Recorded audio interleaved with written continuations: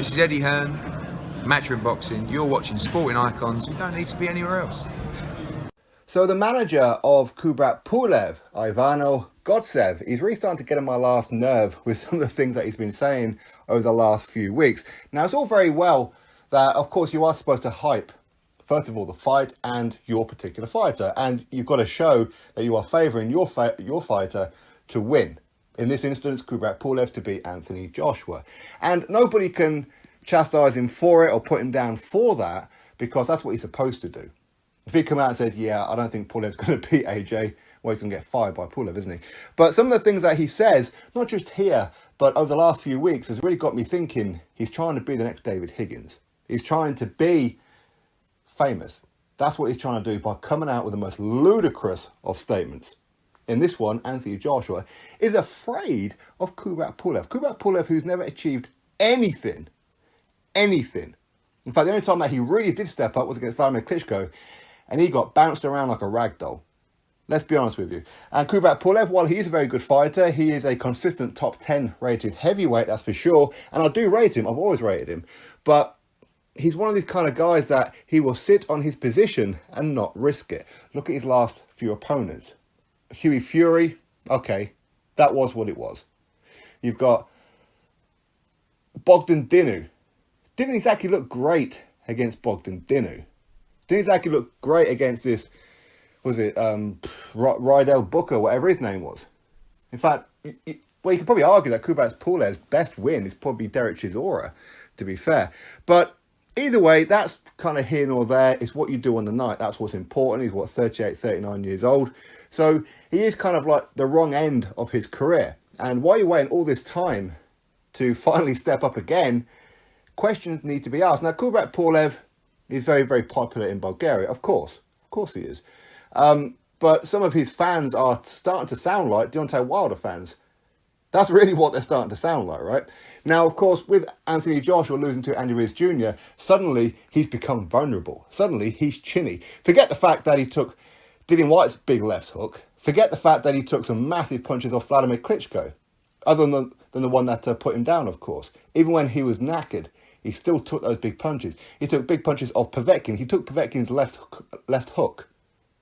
He took Carlos Takam's headbutt, right? So Anthony Joshua has taken some big shots, but because of that one shot, which set up like a domino effect in the first Andy Ruiz Jr. fight, it's a case of suddenly now he's vulnerable. That's what they're going with. Anthony Joshua is mentally weak. Anthony Joshua this, Anthony Joshua that. I think they're trying to give themselves a bit of a sense of false security. And that's fine. You can say whatever you want, but on fight night, your bumhole's going to start twitching, isn't it? Now, Kubrat Pulev's manager, Godsev, has said this. Yeah, we'll give it to Joshua, just like he did with Ruiz. But I can assure you one thing, Kubrat is going to be ready for the rematch as well. Let's remember he said that bit, rematch.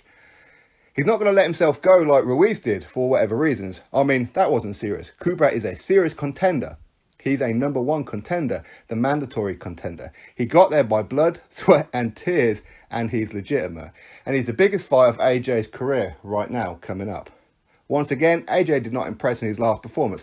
The first fight against Ruiz, he looked like a deer in the headlights. And the second one, he ran like a deer. They know this is a serious fight. And quite honestly, Kubrat seems to think that AJ is very afraid of him. And that's why it took so long. And I happen to agree with him. So there you go. So Anthony Joshua was afraid of him. Okay, so who pulled out of their scheduled fight when the IBF forced Kubrat Pulev to take that fight? After he could have taken it on multiple occasions beforehand, but he didn't want to do that. He wanted to go fight for the European heavyweight title instead. That's a fact, by the way, not an opinion. That's a fact. That's what he'd done. And then when he gets ordered to fight by the IBF because Vladimir Klitschko didn't take the immediate rematch, Kubrat Pulev was making excuses. Well, I don't really know if 12 weeks is enough time. I don't really know if it is. You need 16 to 20 weeks for a fight of this magnitude. My team at the time, Team Sauerland, they're not really talking to me. This is what he was saying. He was coming out with all kinds of excuses. So, of course, when he pulled out, I was not one of the ones that was surprised. Was it legitimate? I don't know. Kubrat Pulev, as I said, he's got a fan base that's starting to sound like Deontay Wilder fan base now. And I'm seeing it all the time, which is kind of weird, as Kubrat Pulev has never achieved anything. He's inactive. He doesn't risk his position. He gets his... I mean, he talks about how Kubrat Pulev got to his number one and mandatory position by blood, sweat and tears. Did he bollocks? Did he bollocks? Who did he fight? Hughie Fury, who had a cut that got opened up in the first round. I'm not saying that he wouldn't have beaten Hughie Fury anyway, but again, let's be honest, Hughie Fury is still very, very green behind the ears. He is. But when the fight is happening in Bulgaria, if you don't knock out Kubrat Pulev, you're going to lose on points. So that was always going to happen with Kubrat Pulev. And even with Hughie Fury with one eye, Kubrat Pulev still couldn't stop him. Still couldn't do it. Look at the two fights with Bogdan Dinu and Rydell Booker. He looked terrible in them fights. Absolutely terrible. So what exactly did he do? Didn't do jack shit is what he didn't do. So this Gotsev guy is blowing smoke for no reason. He's going to be getting a pretty decent payday. Of course, he's manager. He's going to be getting, what, between 10 and 25%. So he's looking forward to this fight. Of course, it's Anthony Joshua. Now, what he said there in the rematch, that would suggest to me that they have agreed a rematch clause. Because Pulev, he would never voluntarily give Anthony Joshua a rematch. He doesn't want to voluntarily fight Anthony Joshua. The only reason that this fight is happening now is because he has no choice. He's bottled it on at least two occasions. On two occasions. People can say that Kubrat Pulev, well, he could have fought Big Baby Jarrell Miller. He could have fought Dillian White for the mandatory position. Blah, blah, blah. They all ducked him. Well, no, actually, Kubrat Pulev turned down 1.7 million to go fight Dillian White. Even though Dillian White was a 25% fight in that one. In other words, he's only getting 25% of the pay, which is ridiculous. Absolutely ridiculous. And even though Team Pulev, his team at the time, what was it, Epic Sports and Entertainment or whatever it is, they put in the bid, they won the purse bid, but couldn't put the funds up.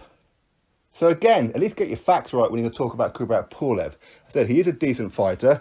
I know a lot of his fans do get a little bit butthurt when we talk about Kubrat Pulev. They want people to say how Kubrat Pulev is this, that and the other. And he is a very good fighter. But fact is, he's got no bottle. He's got no heart. He's a bottler. When did he ever take a risk? Against Vladimir Klitschko. Again, he had no choice but to take that fight. He had no choice. And he got battered. Absolutely battered. When your biggest win is Derek Chisora, that's a bit worrying. It's a bit worrying, right? So him going up against Anthony Joshua is going to annihilate him, in my honest opinion. Yes, he's heavyweight boxing. Yes, Kubrat Pulev could catch Anthony Joshua on the button, but any heavyweight can be caught on the button. Any of them. And this kind of talk from Gotsev is just ridiculous. Yes, you hype the fight. Of course you do. You back your fighter openly. Of course you do. That's his job. But to come out and say Anthony Joshua is afraid. Anthony Joshua, who's fought and defeated the man who annihilated Kubrat Pulev in Vladimir Klitschko. Anthony Joshua, who has unified the belts, beat Charles Martin for the title in only his 19th fight. Unified against Vladimir Klitschko. Unified again against a young, undefeated Joseph Parker. Let's not forget, he's also got a Dillian White on his resume. He's also got an Alexander Povetkin on his resume as well.